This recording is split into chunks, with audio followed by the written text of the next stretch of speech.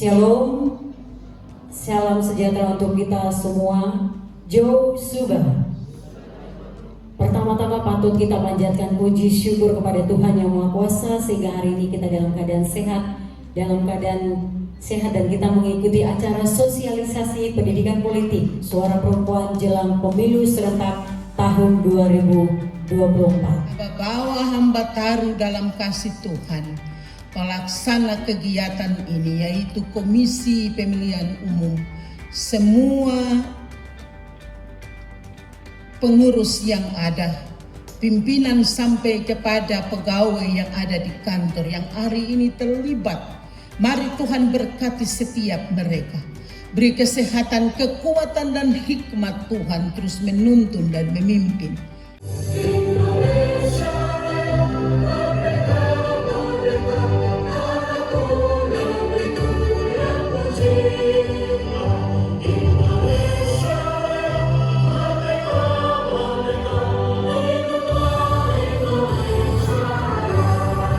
Mengajak ibu-ibu sekalian, terutama yang masih nona-nona, siap untuk bertempur. Siapkan dirimu dan keberanianmu. Jangan di luar, tapi buktikan itu di dalam, agar kita juga diperhitungkan oleh laki-laki. Pada saat kesempatan ini, melalui sosialisasi pendidikan politik di hari ini, saya berharap bahwa peran ibu-ibu dimainkan dalam forum ini. Dan setelah terlepas dari kegiatan ini, tidak berhenti di sini. Melalui organisasi-organisasi perempuan, silakan dilanjutkan. Karena KPU pasti akan terbatas di forum ini. Ingat bahwa KPU adalah sebagai penyelenggara. Sehingga kami akan menyiapkan seluruh penyelenggaraan terkait dengan kegiatan pemilu tahun 2024. Dan atas perkenan kita sekalian,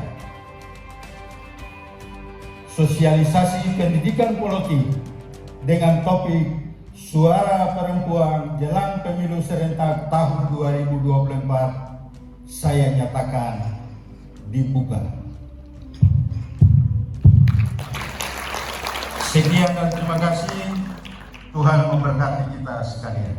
Kami pemilih perempuan di Kabupaten Biak Numfor berkomitmen untuk 1. Menggunakan hak pilih secara cerdas dengan menjunjung tinggi asas langsung, umum, bebas, rahasia, jujur, dan adil.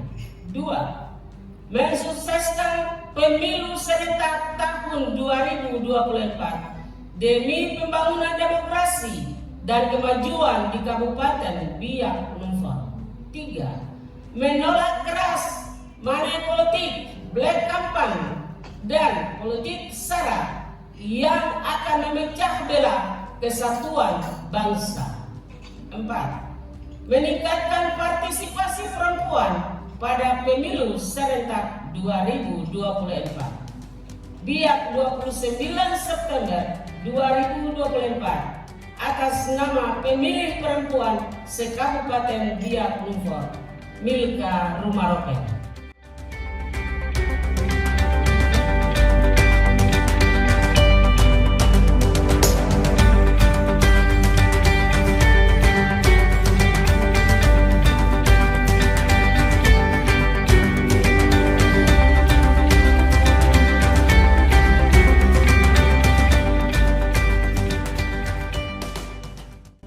Dalam menggunakan hak politiknya, memberikan hak suara, mengontrol jalannya proses pemerintahan, tahu hak dan kewajiban sebagai perempuan dan warga negara. Semua perempuan di level manapun memiliki hak yang sama untuk mendapatkan pendidikan politik.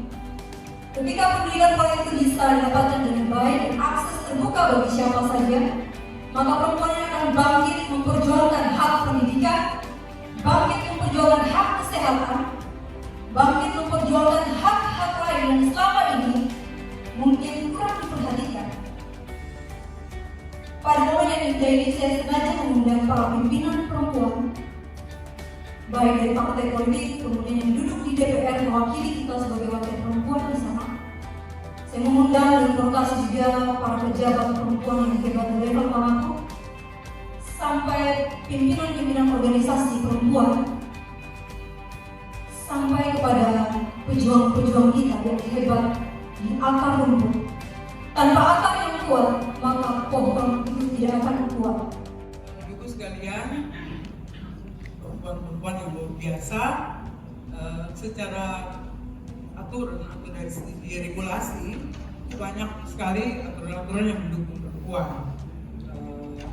Di Undang-Undang Nomor 22 Tahun 2007 tentang 30% perempuan atau kuota perempuan 30%. Lalu ada Undang-Undang Otsus bagi Provinsi Papua, di mana di dalamnya ada mengakomodir kepentingan perempuan di dalam, ada Pokja untuk perempuan di dalam Majelis Rakyat Papua.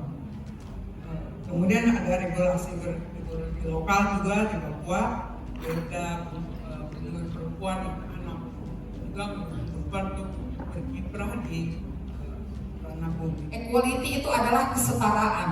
Bicara kesetaraan, artinya nggak ada yang di atas, nggak ada yang di bawah, setara sama-sama.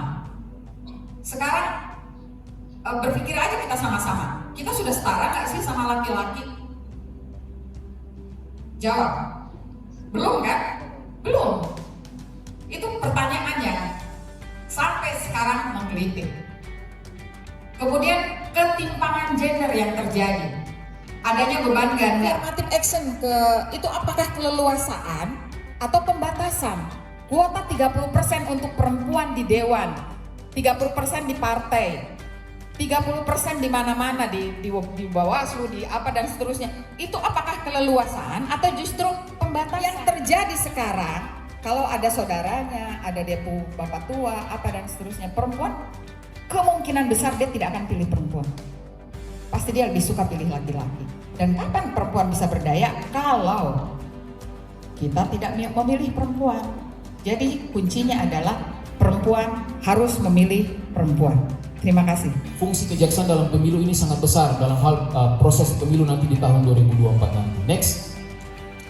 Ya, yang tadi saya sampaikan bahwa setelah Gakumdu ada gambar Bapak Polisi, Bapak Jaksa, dari dari Bawaslu juga, yang mana dalam hal ini kewenangan kami di 2 kabupaten, yaitu selain di Biak tetapi juga ada di Supiori. Next, lihat saja bahwa di dalam Undang-Undang 7 tahun 2017 pasal 173 di situ menjelaskan bahwa partai politik dapat menjadi peserta pemilu setelah memenuhi persyaratan paling sedikit 30% keterwakilan perempuan. Kami di sini untuk menjaga hak suara itu agar tidak disalahgunakan, bekerja sama dengan kejaksaan dan kepolisian yang menjadi satu atap adalah Gakumdu.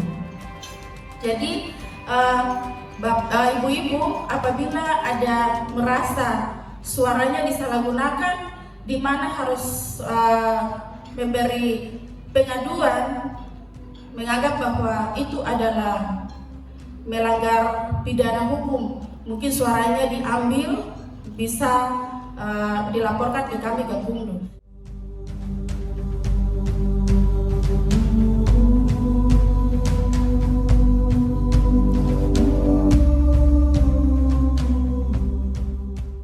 Sebagai perempuan untuk memilih perempuan. Kita kuatkan organisasi perempuan supaya organisasi perempuan ini menjadi wadah, menyiapkan atau bagaimana kita kaderkan seorang perempuan yang benar-benar siap untuk kita menjadi pemimpin yang baik. Pertama, jika kita melihat dan menilai perempuan tidak berdaya, maka berdayakan. Sosialisasi dan pendidikan politik yang dilakukan oleh KPU Biak Numfor merupakan bagian dari langkah pemberdayaan dengan memberikan pendidikan yang tepat untuk meningkatkan kualitas dan kapasitas perempuan. Yang kedua, peran ganda perempuan menunjukkan kualitas kita yang tidak perlu diragukan lagi. Kualitas kita adalah nilai tawar kita.